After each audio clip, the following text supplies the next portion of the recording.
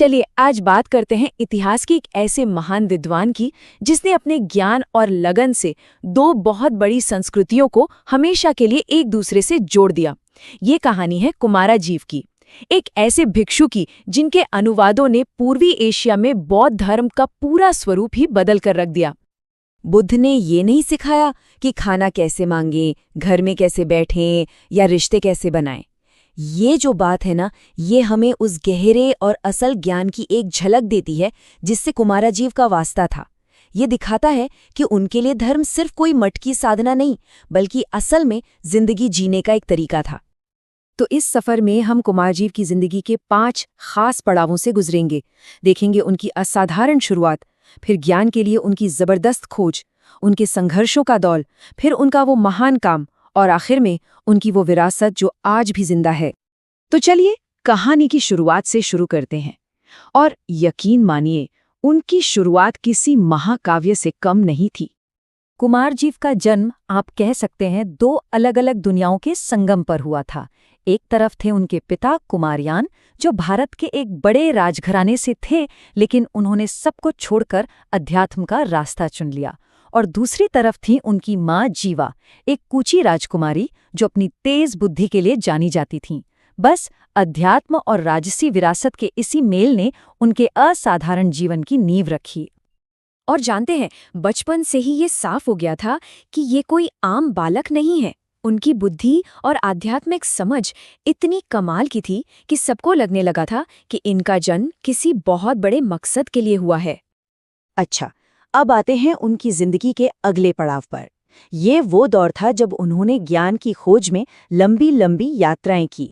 उनके ज्ञान की प्यास ऐसी थी कि वो उन्हें दूर दूर तक ले गई। अपनी जन्मभूमि कुचा से निकलकर वो अपनी माँ के साथ उस जमाने के ज्ञान के गढ़ कश्मीर पहुंचे। वहां बड़े बड़े बौद्ध गुरुओं से सीखा, फिर काशगर जाकर अपनी समझ को और गहरा किया। ये सिर्फ एक सफर नहीं था, ये उनके एक महान विद्वान बनने की यात्रा थी। और फिर क्या था?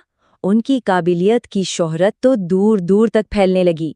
बड़े बड़े राजाओं और शासकों तक उनकी प्रतिभा की बातें पहुंचने लगीं, और देखते ही देखते वो अपने समय के सबसे इज्जतदार विद्वानों में गिने जाने लगे। लेकिन कहानी में एक बहुत बड़ा और मुश्किल मोड़ आने वाला था। शोहरत की इन ऊंचाइयों के बाद उनकी जिंदगी में एक ऐसा दौर आया जिसने सब कुछ पलट कर रख दिया।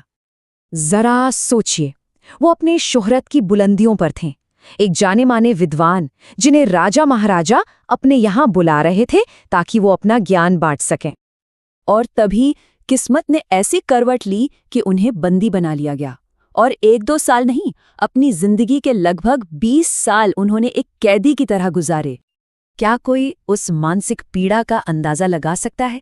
एक ऐसा दिमाग जो अनमोल ज्ञान से भरा हो, लेकिन उसे दुनिया के साथ बांटने की आज़ादी ही ना हो।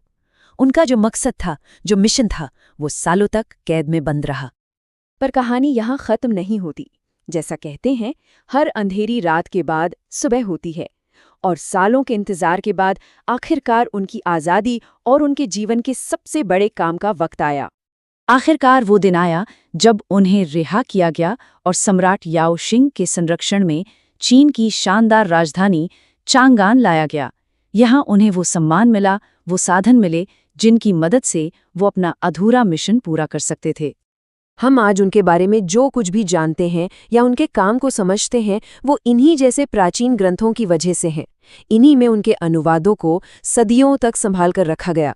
ये सिर्फ कागज नहीं, ये उनके काम के जिंदा सबूत हैं। 100 से भी ज्यादा। ये कोई छोटा मोटा आंकड़ा नहीं है। उन्होंने 100 से ज्यादा बौद्ध धर्म ग्रंथों का संस्कृत से चीनी भाषा में अनुवाद किया। ये एक ऐसा काम था जिसने चीन में बौद्ध धर्म की पूरी दिशा ही बदल दी। उनके सबसे मशहूर अनुवादों में से कुछ हैं सद्धर्म पुंडरीक यानी लोटस सूत्र, विमल कीर्ति निर्देश और प्रज्ञा पारामिता सूत्र। ये सिर्फ किताबें नहीं थीं, इन ग्रंथों ने पूर्वी एशिया में बौद्ध धर्म की समझ की नींव रखी और आज भी लाखों लोगों को रास्ता दिखाती हैं। तो अब हम आते हैं उनकी कहानी के आखिरी हिस्से पर, उनकी विरासत जो आज भी हमारे बीच जिंदा है।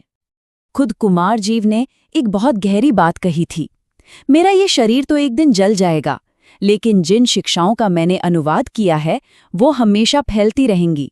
ये एक लाइन ही उनके निस्वार्थ समर्पण को बताने के लिए काफी है।